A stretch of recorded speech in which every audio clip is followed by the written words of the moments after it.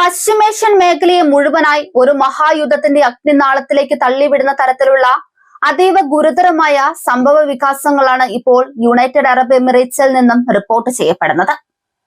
കുറച്ചുനാളായി നിലനിന്നിരുന്ന ദുർബലമായ വെടിനിർത്തൽ കരാർ പൂർണ്ണമായും ലംഘിച്ചുകൊണ്ട് ഇറാൻ തൊടുത്തുവിട്ട 100-ലധികം മിസൈലുകളും ഡ്രോണുകളും UAE നഗരങ്ങളെയും തന്ത്രപ്രധാനമായ തുറമുഖങ്ങളെയും ലക്ഷ്യമാക്കി പാഞ്ഞെടുത്തു.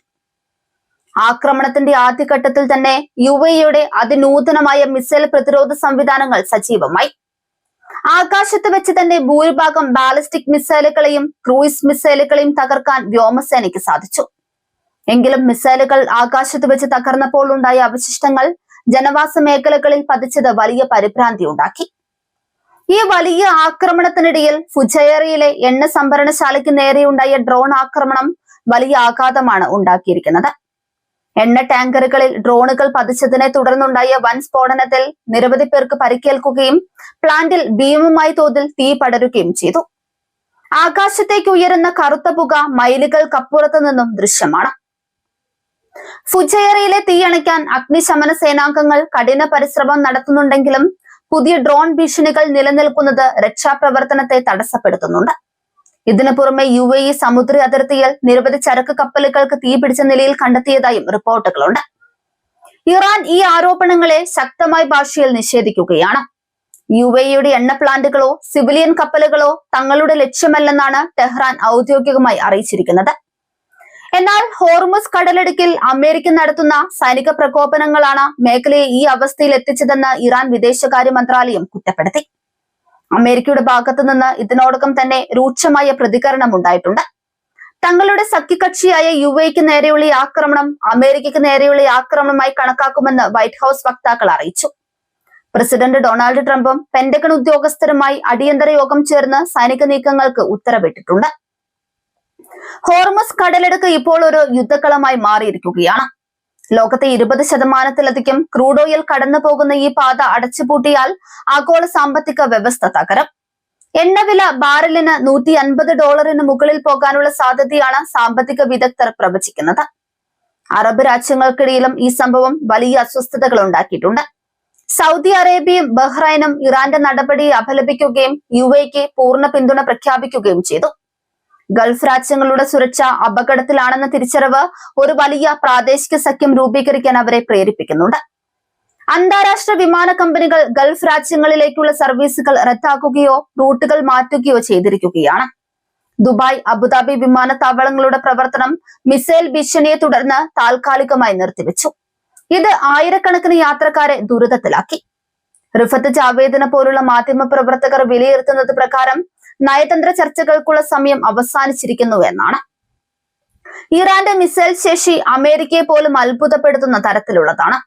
പുതിയ തലമുറയിൽപ്പെട്ട ഡ്രോണുകൾ ഉപയോഗിച്ച് മിസൈൽ പ്രതിരോധ സംവിധാനങ്ങളെ വെട്ടിക്കാൻ അവർക്ക് സാധിക്കുന്നുണ്ട്. ഇത് യുദ്ധത്തിന്റെ ഗതി മാറ്റാൻ പോകുന്ന ഘടകമാണ്.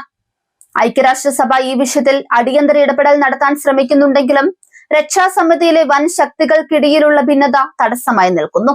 ചൈനയും റഷ്യയും അമേരിക്കയുടെ സൈനിക ഇടപെടലിനെ എതിർക്കുമ്പോൾ യൂറോപ്യൻ രാജ്യങ്ങൾ അമേരിക്കയ്ക്കൊപ്പം നിൽക്കുന്നു. ഈ ചേരിതിരിവ് സമാധാന ശ്രമങ്ങളെ ദുർബലമാക്കുന്നു. ഫുജൈറയിലെ ആക്രമണം പരിസ്ഥിതിക്കും വലിയ ഭീഷണിയാണ് ഉയർത്തുന്നത്.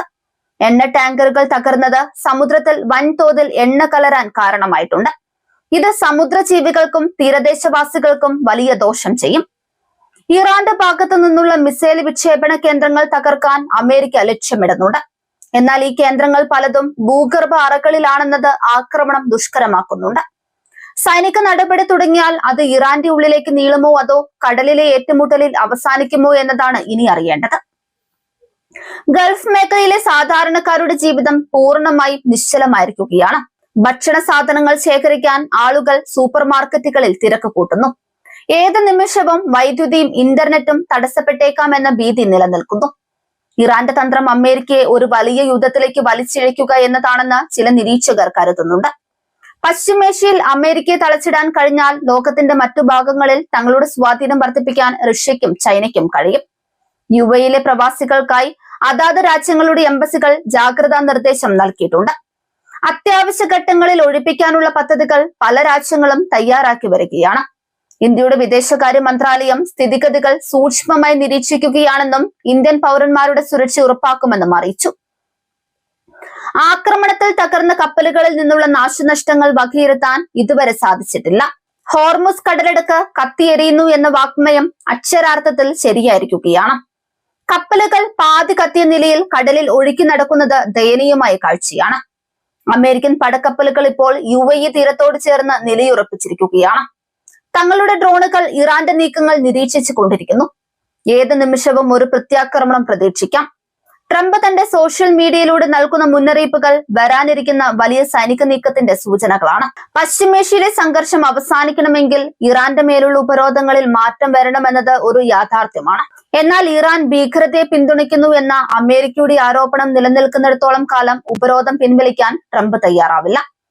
അടുത്ത 48 മണിക്കൂർ ലോക ചരിത്രത്തിൽ വളരെ പ്രധാനപ്പെട്ടതാണ്. അമേരിക്കയുടെ തിരിച്ചടി ഇറാന്റെ സൈനിക കേന്ദ്രങ്ങളിൽ ഒതുങ്ങുമോ അതോ നഗരങ്ങളിലേക്ക് വ്യാപിക്കുമോ എന്നത് കണ്ടറിയണം.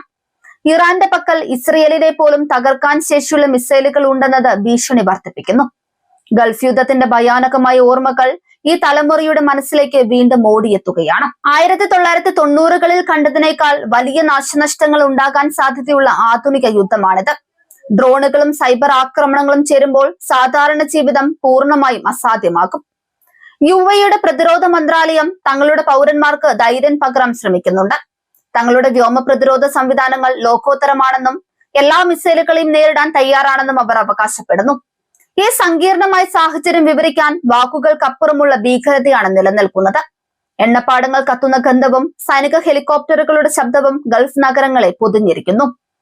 UAEക്ക് നേരെ നടന്ന മിസൈൽ ആക്രമണം ലോകത്തെ ഒരു ഭയങ്കരമായ യുദ്ധത്തിലേക്ക് തള്ളിവിട്ടിരിക്കുകയാണ്.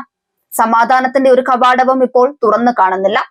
വരും ദിവസങ്ങളിൽ പശ്ചിമേഷ്യയുടെ ഭൂപടം പോലും മാറ്റിമറിച്ചേക്കാവുന്ന തരത്തിലുള്ള സംഭവ വികാസങ്ങൾക്കാണ് നാം സാക്ഷ്യം വഹിക്കാൻ പോകുന്നത്.